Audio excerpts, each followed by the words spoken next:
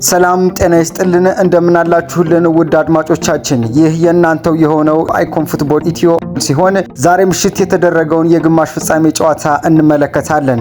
ዛሬ ምሽት በዓለም ዋንጫ በተደረገው የግማሽ ፍጻሜ ጨዋታ ስፔን ተጠባቂዋ ፈረንሳይን 2-0 በማሸነፍ ወደ ዓለም ዋንጫ የፍጻሜ ጨዋታ እሁድ ለሚደረገው መድረሷን አረጋግጣለች። ከዚህ በተጨማሪ የተለያዩ ስፖርታዊ ዘገባዎችን ማለትም ዝውውሮችን ወደናንተ የምናደርስ ይሆናል። አብሯችን እንድትቆዩ እንጋብዛለን። ዛሬ ምሽት በዳላስ ቴክሳስ የተደረገው የግማሽ ፍጻሜ የመጀመሪያው ጨዋታ ፈረንሳይን ከስፔን ያገናኘ ሲሆን ስፔን እንደ አምና ሁሉና እንደቀደመው ዓመታት ሁሉ ፈረንሳይን በማሸነፍ ወደ ዓለም ዋንጫ ፍጻሜ መድረሷን አረጋግጣለች።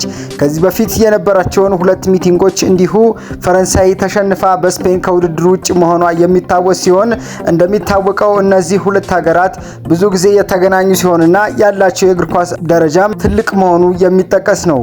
በዚህም መሰረት እስከዛሬ ድረስ በተለይ ባለፉት 20 ዓመታት ፈረንሳይን የስፔን ያክል ያሸነፋት የለም። እስከዛሬ ባላቸውም የእርስ በርስ ግንኙነት የዛሬውን ጨምሮ ስፔን 19 ጊዜ ስታሸንፍ ፈረንሳይ ደግሞ 13 ጊዜ ብቻ የበላይነቷን መቀዳጀት ትችላለች። ነገር ግን በዛሬ ምሽቱ ጨዋታ ተጠባቂ የነበረችው ፈረንሳይ እንጂ ስፔን አልነበረችም። እንደሚታወቀው ሁሉ በጋዜጣዊ መግለጫዎች ላይ በ19 ዓመቱ እንዲሁ መግለጫዎችን ሲሰጥ የምናውቀው ላሚን ያማል እንደተናገረው ከሆነ ባለፈው ዓመት እነሱን አሸንፈን ለአውሮፓ ዋንጫ ፍጻሜ ማለፋችን አይዘነጋም። እናም ይሄ ብልጫችንን መሰረት በማድረግ ዘንድሮም እነሱን አሸንፈን ለዓለም ዋንጫው እንደምናልፍ እርግጠኛ ነኝ ሲል አስተያየቱን የሰጠ ሲሆን ከዚህ በተጨማሪም ደግሞ አሰልጣኙ ሉዊስ ዴላፎንቴም ይህን ሐሳብ በመደገፍ እኛ በቂ ቲም ነን፣ ለፈረንሳይ የሚሆን ጥሩ አቋም አለን፣ ምንም ቢሆን ግን ፈረንሳይ ምንም አድርገን ዝቅተኛ ግምት የምንሰጠው ቲም እንዳልሆነም ደግሞ እናቃለን በማለት አስተያየታቸውን ሰጠው ነበር። ወደ ጨዋታው ዝርዝር ጉዳዮች ስናቀና ደግሞ ጨዋታው ቀዝቀዝ ብሎ እየጀመረ ቢሆንም የኋላ ግን ብዙ አስደሳችና በጣም አስደማሚ ነገሮችን በተለይም ደግሞ ለእንደኛ አይነቱ ገለልተኛ ደጋፊዎች የሚሆን ጥሩ ነገሮችን የያዘ ጨዋታ ነበረ። እንደሚታወቀው ፈረንሳይ አጀማመሯን በአጥቂዎቿና በተለይ ደግሞ በፍሮንት ፎሯ ላይ ተመስርታ ለማጥቃት የምታደርገውን እንቅስቃሴ ስፔኖች በጥብቅ መከላከል ይቋቋሙ እንደነበረ ማየት ይቻል ነበር። ሆኖም ግን ይህ በእንዲህ እንዳለ ስፔኖች እየቆዩ ጨዋታውን መቆጣጠርና ባስፈለጋቸው ሰዓት ደግሞ ራሳቸውን ከተከላከሉበት ቦታ ወጥተው የማጥቃት አቅማቸውንም ማሳየት ጀምረው ነበር። በተለይም ደግሞ በጨዋታው ላይ በጣም አስገራሚ ብቃቱን ሲያሳይ የነበረው ከ2 ዓመት በፊት የባሎንዶር አሸናፊ የነበረው አምበላቸው ሮድሪ ነበር። ሮድሪ ጨዋታውን የሚቆጣጠርበትና ቴምፖን ሴት የሚያደርግበትን መንገድ እስኪያገኝ ድረስ ስፔን በመጀመሪያዎቹ ደቂቃዎች ላይ የተበለጠችና ፈረንሳይ ጨዋታዎቹን የመቆጣጠር አቅሟን ያሳየች ትመስል ነበር። ነገር ግን በ21ኛው ደቂቃ ሁሉም ነገር ተቀየረ። በተለይ ላሚን ያማል በሉካስ ዲኛ የተሰራበትን ፋውል በመጠቀም የተገኘውን ፔናልቲ ኦርዚያባል ወደ ጎል በመቀየር ብሔራዊ ቡድኑ 1-0 እንዲመራ ማድረግ ቻለ። ከዛ ከደቂቃዎች በፊት ግን አድሪያን ራቢዮት አልተገባ ጨዋታ በመጫወቱ ምክንያት ቢጫ ካርድ በመመልከቱ ጨዋታው እንደገና ብዙ አስገራሚ ነገሮችን ማሳየት መጀመሩን ቀጠለ። ይህ በእንዲህ እንዳለ 1-0 እየተመሩ የነበሩት ፈረንሳዮች ይህ አልበቃ ብሎ ደግሞ የአርሰናሉ ተከላካይ ዊሊያም ሳሊባ በመጎዳቱ ምክንያት ገና ጨዋታው ግማሽ እንኳን ሳይሆን የሚከብድ 30 ደቂቃ አሳልፎ ተቀይሮ ለመውጣት ተገደደ። በሱ ምትክ የገባው ደግሞ የክሪስታል ፓላክሱ ላክሷ ሲሆን ላክሷም ገብቶ ደግሞ ጥሩ እንቅስቃሴን ማድረግ የቻለ የነበረ ቢሆንም ፈረንሳይ እንደ ቲም ግን በጣም ሰርፕራይዝ ሆናለች። ምክንያቱም ደግሞ በውድድሩ ለመጀመሪያ ጊዜ ነበረ መመራት የቻለችው።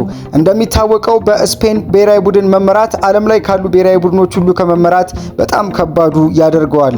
ይህንንም ደግሞ ያስመሰከሩበት ብቃታቸውን እስከ እረፍት ድረስ ምንም አይነት ኦን ታርጌት ሙከራ ሳይሞከርባቸው ጎላቸውን አስጠብቀው መውጣታቸው ስፔንን ያላቸውን የመከላከል አቅም በደንብ ያሳየና ከዚህም በተጨማሪ ደግሞ ፈረንሳይ ምን ማድረግ እንዳለባት ግራ ተጋብታ የቆየች እንደነበረ ማየት ይቻላል።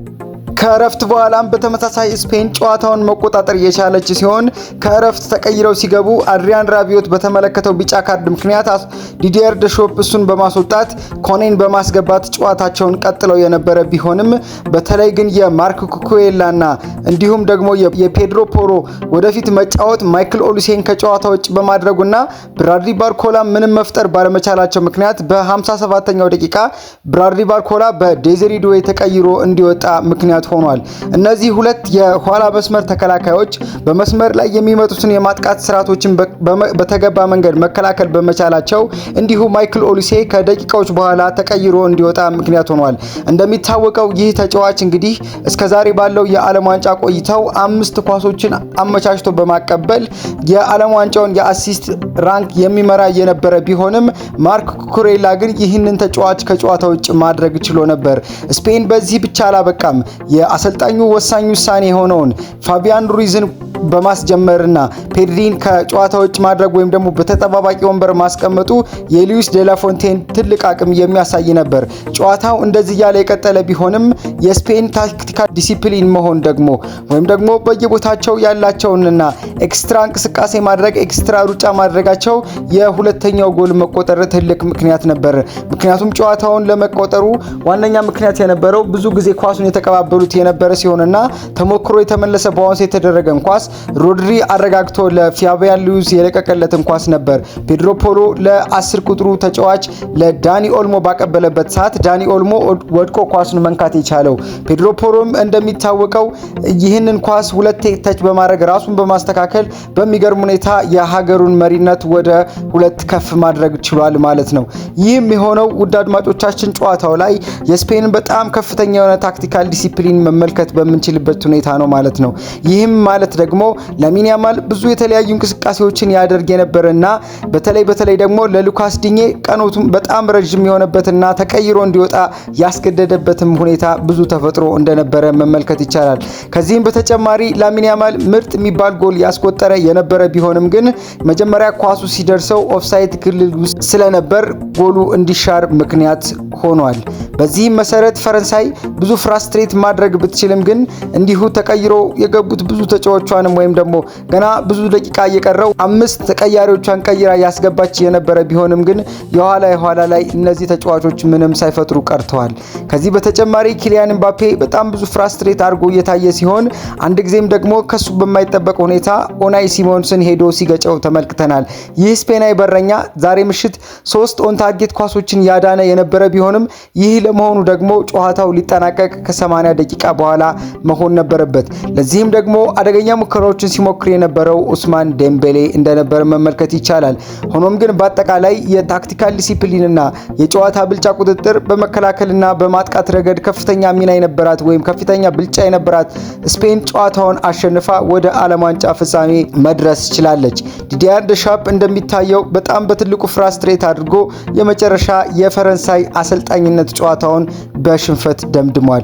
ከዚህ በተጨማሪ ደግሞ ሉዊስ ዴላፎንቴ ከዚህ በፊት በነበረው የኦሎምፒክ ጨዋታ እንዲሁም ደግሞ የወጣቶች ብሔራዊ ቡድን አሰልጣኝ የነበሩት አሰልጣኝ ምን ማድረግ እንዳለባቸው ያውቁ ነበርና ዛሬም ይህንን በማድረግ በዓለም ዋንጫ በጣም ከፍተኛ ግምት ተሰጥቷት የነበረችውን እንዲሁም ደግሞ በፊፋ ራንኪንግ አንደኛ የነበረችውን ፈረንሳይን 2-0 በማሸነፍ ምንም አይነት አደገኝነት ሳይኖራት እንድትቀር በማድረግ ወደ ዓለም ዋንጫ ፍጻሜው ሊደርሱ ችለዋል። ውድ አድማጮቻችን አሁን ደግሞ የእያንዳንዱን ተጫዋች ፐርፎርማንስ በተመለከተ ስንመለከት በተለይ የስፔን ብሔራዊ ቡድን በረኛ በአሁኑ ሰዓት በ7 የዓለም ዋንጫ ጨዋታዎች 6 ክሊንሺቶችን በመጠበቅ እስካሁን ተደርጎ የማይታወቅ ሪከርድን ይዟል።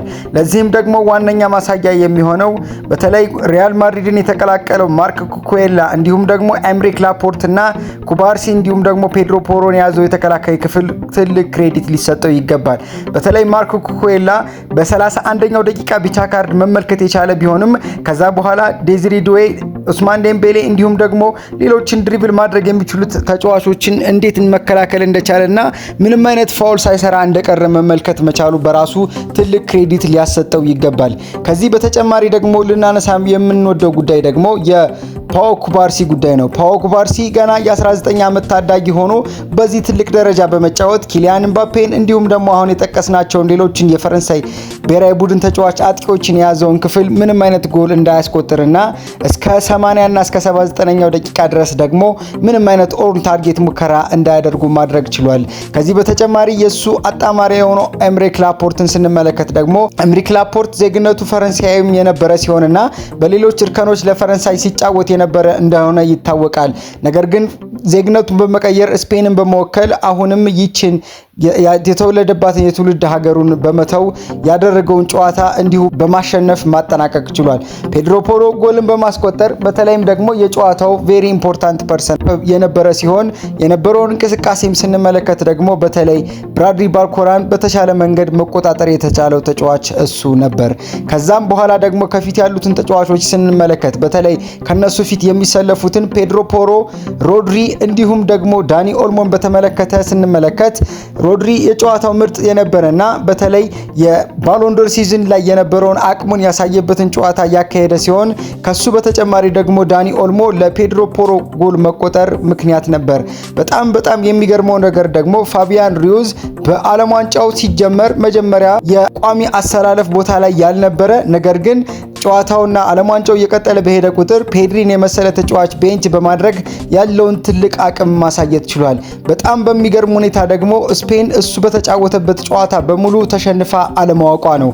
እስከዛሬ ለሀገሩ 49 ጨዋታዎችን ማድረግ የቻለው ፋቢያን ሩይዝ እስከዛሬ ምንም አይነት ጨዋታዎችን ሳይሸነፍ ሁሉንም ያለ ሽንፈት ማጠናቀቅ ችሏል።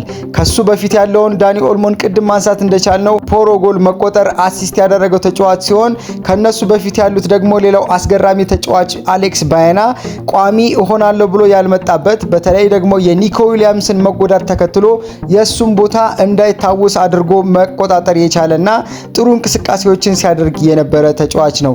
ላሚን ያማል ምንም እንኳን ከጉዳት ተመልሶ እያደረገ ያለው የዓለም ዋንጫ ቢሆንም ስቲል ላሚን ያማል መሆኑንና ገና እድሜው ደግሞ 19 ዓመት ከአንድ ቀን ሆኖ ነበር የዛሬውን ጨዋታ ማድረግ የቻለው። ይህም ትላንትና የሱ ልደት እንደነበር ልብ ሊሉ ይገባል። ከዚህ በተጨማሪ ደግሞ ማንም ሰው ግምት የማይሰጠው ነገር ግን በዓለም ዋንጫው 5 ጎሎችን ማስቆጠር የቻለው ኦርዚያባልን መመልከት ይገባል።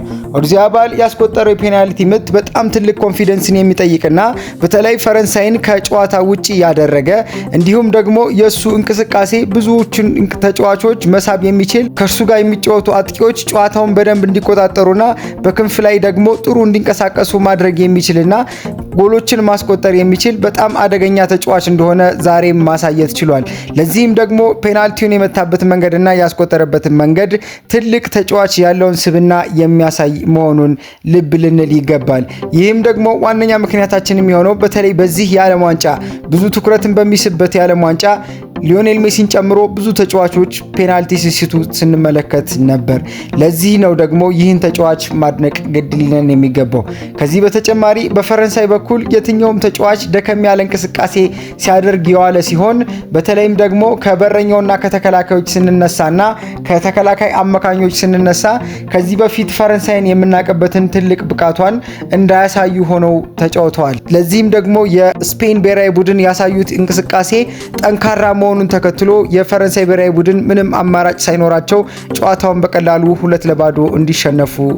ውድ አድማጮቻችን አሁን ደግሞ ወደ ዝውውር ዜናችን ስናመራ ማንቸስተር ዩናይትድ ዩሪ ቴሌማንስን ከአስቶን ቪላ በ36 ሚሊዮን ፓውንድ ማስፈረሙን አረጋገጠ። ይህ የ29 ዓመቱ ተጫዋች በኦልድ ትራፎርድ የ5 ዓመት ውል የፈረመ ሲሆን በዚህ በጋ በዓለም ዋንጫ ላይ ለቤልጅየም ጊዜ የተጫወተ ሲሆን ቤልጅየምን በአምበልነት ወይም በካፕቴንነት እየመራ በ32ቱ የመጨረሻ ወይም ደግሞ ላስት32 ጨዋታ ላይ በሴኔጋል ላይ 2 ጎሎችን በማስቆጠር ሀገሩ ወደ 16ቱ እንድታልፍ ትልቁን ሚና የተወጣ ተጫዋች ነበር። ዩሪ ቴሌማንስ ከሌስተር ሲቲ በነፃ ዝውውር ነበረ በ2023 አስቶን ቪላን መቀላቀል የቻለው። በዚህም 134 ጨዋታዎችን አድርጎ 10 ጎሎችን ማስቆጠር ችሏል። በዚያም ጊዜ ቪላ ለቻምፒዮንስ ሊግ 2 ጊዜ ማለፍ የቻለ ሲሆን ከዚህም በተጨማሪ ሀገሩ ቤልጅየም በዘንድሮ የዓለም ዋንጫ ሩብ ፍጻሜ ድረስ እንድትጓዝ አስችሏል። እንዲሁም ባለፈው የውድድር ዘመን ኡናይ ኤምሬ ስለ ዩሮፓ ሊግ ያላቸውን ትልቅ አቅም ተጠቅሞ ሲያሸንፉ ዩሪ ቴሌማንስ ዋነኛ መሳሪያቸው ነበር። ቪላ ከመቀላቀሉ በፊት ዩሪ ቴሌማንስ በሌስተር ሲቲ የኤፍኤ ካፕና እንዲሁም ደግሞ የኮሚኒቲ ሺልድ ዋንጫ አሸናፊ እንደነበርም ልናስታውስ ይገባል። አስቶን ቪላ በቡድናቸው ውስጥ በርካታ ተጫዋቾች አሏቸው። ኤሚሊያኖ ማርቲኔዝ፣ ኦሊ ዋትኪንስ እንዲሁም ደግሞ ሞርጋን ሮጀርስም ቢሆኑ የሚጠቀሱ ተጫዋቾች ናቸው። ነገር ግን በደጋፊዎች ልብ ውስጥ ትልቅ ቦታ ያለው ዩሪ ቴሌማንስ እንደሆነ ይነገራል። ብዙዎቹ ቪላ በየካቲት ወር የፕሪሚየር ሊጉ ዋንጫ ፉክክር ውስጥ የወጣው ዋነኛ ምክንያቱ ደግሞ ዩሪ ቴሊማንስ በቁርጭምጭሚቱ ላይ የደረሰበት ጉዳት እንደሆነ መግለጽ ይቻላል። በዚህ ወቅትም 13 ጨዋታ አድርገው 10ሩን አሸንፎ የነበረ ቢሆንም ከሱ ጉዳት በኋላ ግን 4 ተከታታይ ጨዋታዎችን መሸነፍ ችለዋል። በሌላ ወቅት በዚህ ደረጃ የተናፈቀው ቤልጂያማዊ ተጫዋች ባለፈው አጠቃላይ አማካኝ ክፍል ቁጥጥር ወይም ደግሞ ቪላ በአማካኝ ሚድፊልዱ ላይ ከፍተኛ የሞተር ክፍተት አጋጥሞት በነበረበት ጊዜ ነበር። በፕሪሚየር ሊጉ ድንቅ አማካኞች ስብስብ ውስጥ አንዱ የሆነውና ታክል ሰክሰስ ሬቱም እያደገ የመጣው ይህ ተጫዋች በማንቸስተር ዩናይትድ ቤት ትልቅ ተጨማሪ እንደሚሆንም ይጠበቃል። ከዚህ በተጨማሪ የዩሪ ቴሊማንስ ትልቁ አቅም የሚሆነው ደግሞ መስመር ሰንጣቂ ኳሶችን ማቀበል መቻሉ ነው። እንደሚታወቀውም ደግሞ ወደ ማንቸስተር ከመጣ በኋላ በሰጠው ንግግርም ደግሞ አንዳንድ ተጫዋቾች ለማሰብ ብዙ ጊዜ ይወስድባቸዋል፣ ግን ሰከንድ የሚወስድብኝ አይነት ተጫዋች እንደሆንኩ እንድታውቁ ፈልጋለሁ በማለት አስተያየቱን ሰጥቷል። ቴሊማንስ የማንቸስተር ዩናይትድን የአማካኝ ክፍል መልሶ ግንባታ ለመምራት እንደ ድንገተኛ እጩ ሆኖ ብቅ ብሎ የቀረበ ቢሆንም በዋናነት ግን የማቴዎስ ፈርናንዴዝ ወደ ቶተንሃም ማምራትና እንዲሁም ደግሞ ሌላው የማንቸስተር ዩናይትድ ኢላማ የነበረው ሳንድሮ ቶላኒ ወደ ቶተንሃም ማምራታቸውን ተከትሎ ትላንት ለማንቸስተር ዩናይትድ ፊርማውን ያቆመው አንድሬ ሳንቶስ እና እንዲሁም ደግሞ ዩሪ ቴሊማንስ በጥሩ ሁኔታ የማንቸስተርን የሚድፊልድ ሪቢውልት እንደሚመሩት ይጠበቃል። ማንቸስተር ዩናይትድ ለቻምፒዮንስ ሊግ ላለበት ፈተና እንዲሁም ደግሞ ዘንድሮ ብዙ ርቀትን መጓዝና ዋንጫዎችን ማሸነፍ ከመፈለጉ የተነሳ ኢኒዮስ ይህን ተጫዋች በ36 ሚሊዮን ፓውንድ ወይም ደግሞ የውል ማፍረሻውን ለአስቶን ቪላ በመክፈል የግላቸው ማድረግ ችሏል። ይህ 29 ዓመቱ ተጫዋች ግብ የማስቆጠር ብቃቱ እንዲሁ ድንቅ የነበረ ሲሆን በ2021 የሌስተር የኤፍኤ ካፕ ጨዋታ ላይ ያስቆጠረው አሸናፊ የምታደርግ ጎል ሁሌም የምትታወስና ሌስተር ሲቲ ከኤፍኤ ካፕ ጨዋታ በፊት መጨረሻ ጊዜ ዋንጫ ያሸነፈው በ2016 የፕሪሚየር ሊግን ዋንጫ ባነሳበት ወቅት ነበር። ወደ ሌላ የዝውውር ዜናችን ስናመራ ደግሞ ባርሴሎናን እናገኛለን። ባርሴሎና ኡራን አልቫሬዝን የማስፈረም ፍላጎትን አሁንም እንዳልተወው በግልጽ እየተናገሩ ይገኛሉ። ባለፈው በነበራቸው ንግግር ላይ ባርሴሎና እኛን አያከብረንም ወይም ደግሞ ቢሊቲል ያደርጋል፣ ይህንንም ደግሞ በኒኮ ዊሊያምስ ጉዳይ ክለብ አትሌቲክ ላይ አምና ይህን ነገር ሲያደርጉ ነበር ሲል የተናገሩት የአትሌቲኮ ማድሪዱ ዳይሬክተር ይህንን ሀሳባቸውን ለማስቀየር ከሁዋን ላፖርታ ጋር ያደረጉት ስምምነት እንዲሁ ደግሞ ተጫዋቹ ላይ ያላቸውን ስምምነትንም የሚያሳይ ነበር። በተለይ ደግሞ ባርሴሎና ጥያቄውን በማሻሻል 110 ሚሊዮን ፓውንድ ለማቅረብ የተዘጋጀ ሲሆን በተለይ ሮበርት ሌዋንዶስኪን ለቺካጎ ፋየርስ እንዲሁም ደግሞ ፌራን ቶሬስን ለፒኤስጂ አሳልፈው ሊሸጡ ስለሚችሉ ይህ ተጫዋች ሁለቱንም ተጫዋቾች መተካት የሚችል ሁነኛ አጥቂ እንደሆነ ይጠበቃል። ምክንያቱም ከዚህ በፊት ያስፈረሟቸው አንቶኒ ጎርደን እንዲሁም ደግሞ ካሪም አዲያሚ ዶርትመንድ ፈርሙ ሁለቱም ተጫዋቾች የመስመር ተጫዋች እንጂ የፊት አጥቂነትን ቦታ ይዘው የመጫወት አቅም በዩሊያን አልቫሬስ ደረጃ እንደሌላቸው ይታመናል።